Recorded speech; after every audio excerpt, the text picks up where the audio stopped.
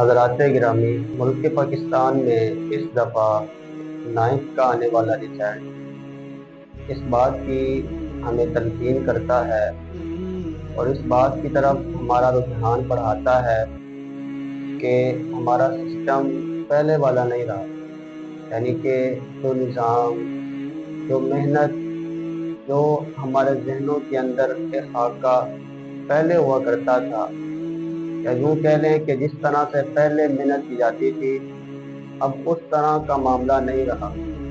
تو اس کی بہت سی وجوہات ہیں، یعنی کہ ان کو ایک ویڈیو میں بیان کرنا یا ایک وقت میں بیان کرنا اور سمجھانا انتہائی مشکل ہے، لیکن میں آپ کے سامنے ایک وجہ ذکر کرتا ہوں جو کہ ہر ایک طالب علم کے لیے ضروری ہے، اور وہ آنے والے وقتوں میں انشاءاللہ اگر اس پر عمل کر لے تو وہ بڑا مستفید ہوگا۔ تو ذرا نوٹ فرمائیں، وہ وجہ ہے اپنے وقت کو ضائع کرنا۔ وقت کا ضیاع طالب علم کیسے کر رہے ہیں؟ آپ جانتے ہیں کہ اس دور کی سب سے بڑی ضرورت یہ موبائل ہے، جس پر آپ مجھے دیکھ رہے ہیں، اور یہ آپ کے پاس بھی ہے، میرے پاس بھی ہے، کئیوں کے پاس یہ دو ہوں گے، تین ہوں گے۔